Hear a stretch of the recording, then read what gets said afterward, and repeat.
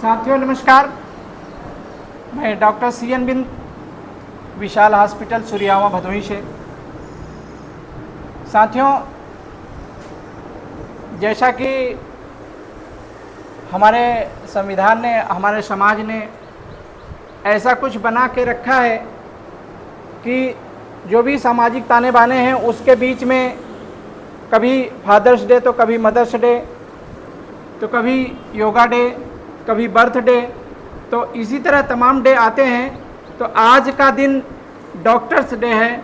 Doctors day पे हमारी पूरी विशाल हॉस्पिटल टीम, हमारे तमाम डॉक्टर भाइयों, पैरा मेडिकल साथियों, सबको ढेर सारी शुभकामनाएं देती है और उनको इस कार्य में आगे बढ़ने के लिए अगला उनका जो भी मोटो हो, जो जिस विधा से हो मेडिकल के क्षेत्र में, वो अपने कार्य में आगे बढ़ें।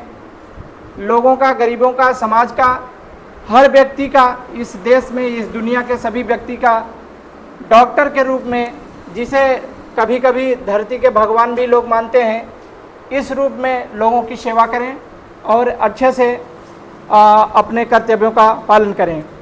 हमारे सभी डॉक्टर साथियों से, हमारे सभी पैरामेडिकल साथियों से मेरा अनुरोध है कि आप अपनी जो भी सेवा है उस सेवा में कुछ ऐसी सेवा भी डालिए जो कि पब्लिक के लिए, जो कि गरीबों के लिए, समाज के लिए, सबके लिए एक तरह से निःशुल्क सेवा शामिल हो।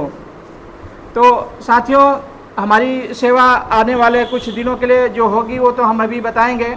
इसके पहले हम एक छोटा सा संदेश देना चाहेंगे आम पब्लिक के लिए। हमारे तमाम नवयुवक साथी, जो जवान साथी हैं, लड़के हैं, अभी टीन एज के हैं, उनके अंदर इतना ज़्यादा जोश है कि वो कभी गाड़ी चलाते हैं तो हेलमेट नहीं पहनते हैं, या कार ड्राइव करते हैं तो बेल्ट नहीं लगाते हैं। तो दोस्तों, इन चीज़ों से बचना चाहिए और गाड़ी चलाते समय आप मोबाइल का इस्तेमाल न करें। और आप जानते हैं कि आप सही गाड़ी चला रहे हैं, लेकिन सामने वाला किस तरह से आ रहा है, कभी भी दुर्घटना कर सकता है।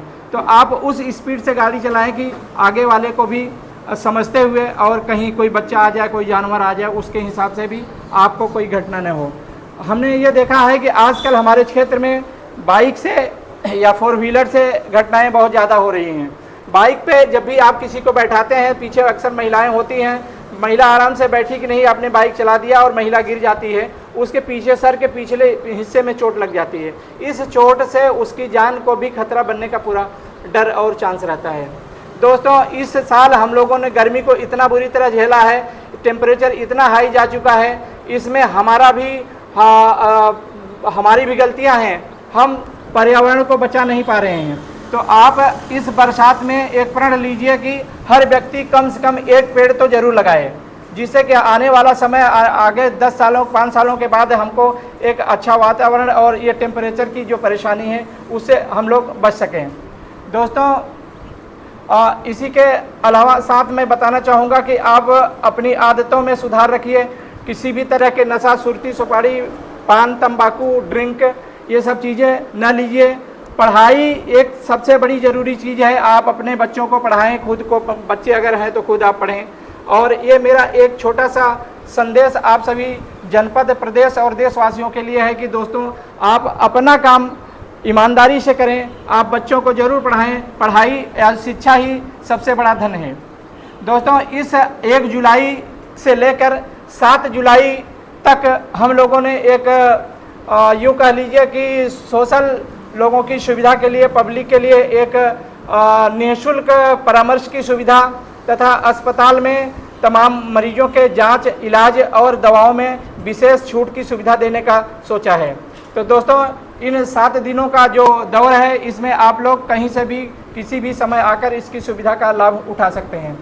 और इस 7 दिन के रखने का एक और मकसद है कि 7 जुलाई को आपके छोटे भाई डॉक्टर CN बिंद, मेरा जन्मदिन है। इस वजह से भी हमने ये सोचा कि जन्मदिन पे हम लोग बहुत फालतू खर्च कर देते हैं।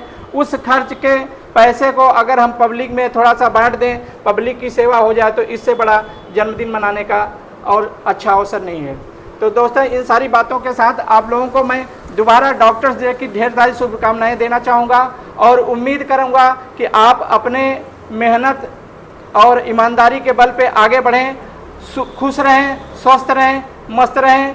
और सोशल मीडिया पे साथियों मेरी कुछ वीडियोज़ वगैरह जाती हैं, रील्स वगैरह जाती हैं, अगर आपके पास पहुंचती हों तो एंजॉय लीजिए, उसका कोई अर्थ मत निकालिए। मैं बस रिलैक्स रहने के लिए, खुश रहने के लिए, आप लोगों के चेहरे पे खुशी देखने के लिए ऐसा कुछ करता हूं। ऐसा नहीं कि मेरे पास बहुत समय है, मैं बिज़ी तो हूँ ही, लेकिन मैं चाहता हूं कि इन माध्यमों से अगर आपके चेहरे पे थोड़ी खुशी मेरे द्वारा पहुँचे तो भी मैं अपने आप को सौभाग्यशाली समझूंगा। तो दोस्तों इन सारी बातों के साथ हम अपना सुझाव समाप्त करते हैं। बहुत बहुत धन्यवाद।